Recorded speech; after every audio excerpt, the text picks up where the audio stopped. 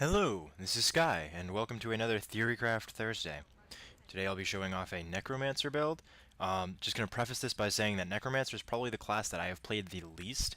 I do enjoy it, and it was my main in Guild Wars 1, secondary main, Ranger was my first, but I haven't really gotten much time for it in this, and during the pre-release and the betas it was kind of a really discouraging class. But I'm going to see what I can do with that. I'm running Axe and Dagger and Staff.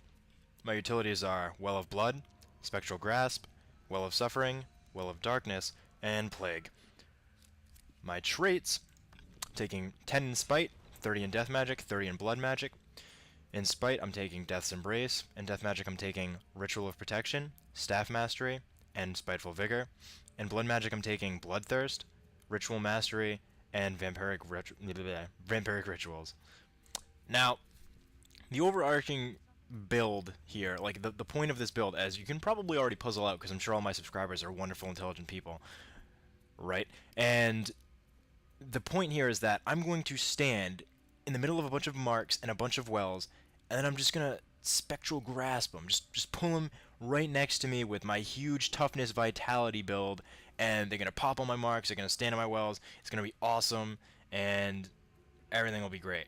Now, the reason I'm using the Axe and the Dagger is because of the AoE cripple primarily on the Axe to keep people within my fountains and my marks, and then they'll probably be like, well, I'm going to attack this dude then, if he's going to stand in his wells like a jerk-off and not do anything, and then it'll get hit by retaliation, and it'll be dope. I have Enfeebling Blood, this is why I'm bringing the daggers, Enfeebling Blood and Deadly Swarm, because it's 2 more AoEs, so that people fighting me inside of my wells and my marks will be even more at a loss. If there's multiple people, even better, it's tasty.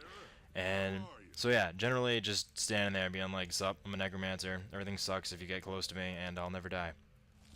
So yeah, let's get to it. Alright, so, as you can see, this is like the ideal level, in my opinion, to test out this build. I just charge balls into the cemetery, graveyard, excuse me, and this is like the hot spot in Fire Legacy. Anyone who's played on it, I'm sure you all have at this point if you own the game and PvP. It's a fun map. I really like it. I'm glad they introduced it. And the graveyard is where all the sweet action comes. So you notice I'm just standing here, I'm popping out all my wells, all my marks on top of my wells. I can just stand here, and, you know, if anyone gets close to me, they suffer my fat, unstoppable deeps. And if they stay far away from me, they don't really do anything to me most of the time. So, like I said, the purpose of this build is basically I control wherever I am. It doesn't necessarily have to be a point. Obviously, in like tournament play, it would preferably be a point, because if I'm just controlling some random ass piece of ground, that doesn't benefit anyone really.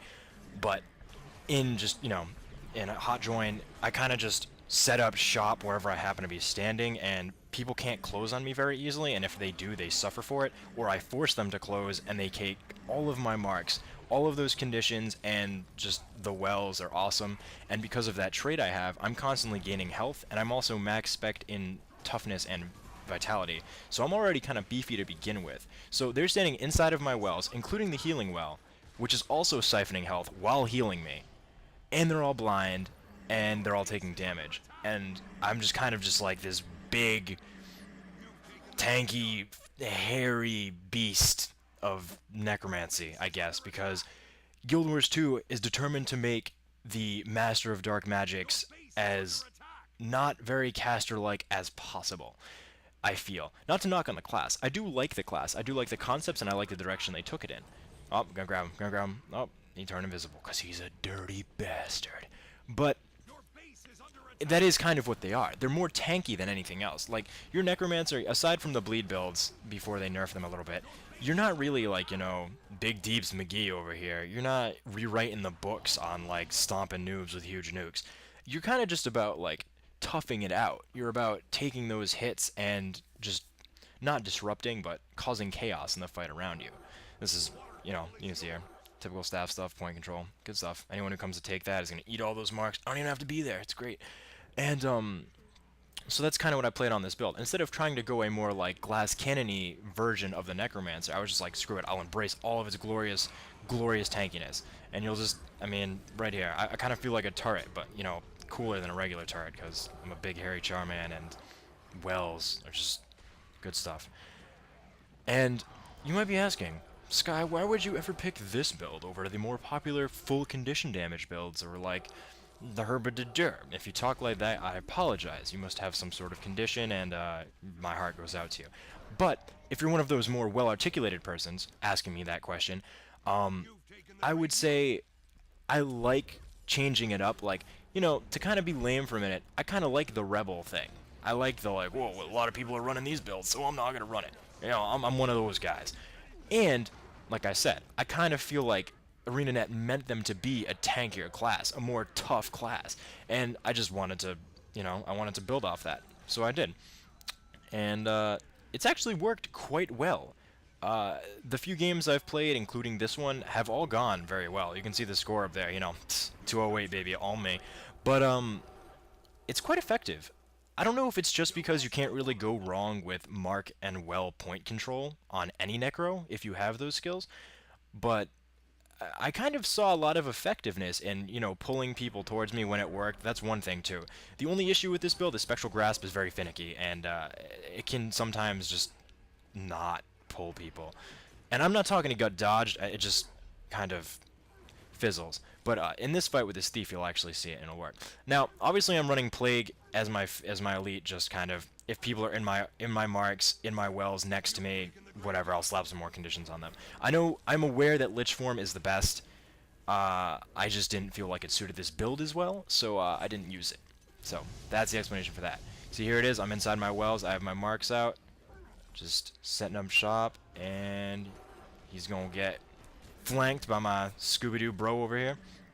Now, I don't have much kill potential on my own, unfortunately. I just don't, that's, the build isn't really functional in terms of just, like I said, fat deeps. So, I kind of like help. Help is nice. This isn't like my dual pistol thief, like, solo Rambo build in which I strike down all who oppose me by myself. No, this is more of a, I help out my friends, they help out me, I control points, and I ruin somebody's day. Like this thief, he's run away. There goes the Spectral Grasp. Look at how slow. Look at how slow. Oh, but it brings him just a little short. Oh, but it doesn't matter, because you can just put marks on top of them. Just step next to them and put down wells. It's great.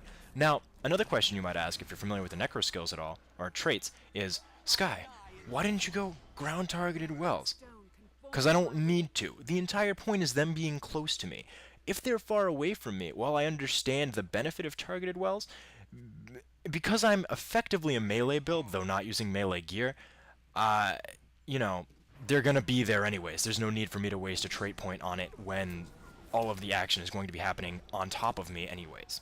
So that's just my logistics behind that. And, yes. So again, just Mac Daddy, Well Master. Doing my G thing. So yeah, I really enjoyed this build. I'm probably going to try to tinker a little bit. I might actually use this one for my Try Hard Tuesday as opposed to one of the more popular builds. Or I might try Minion Master. I'm not totally sure yet. I'll have to get a little bit more practice in. It's tough. I got midterms coming up, so if content's a little slow, I do apologize for that. And if these videos are a little briefer, I also apologize for that. But, school, bright, shiny future. Unfortunately, YouTube probably is not going to get me too far, so I got to work on that. Though I do appreciate all the support I've been getting. I have over 200 subscribers now, and that all happened over, like, the summer. It's really great.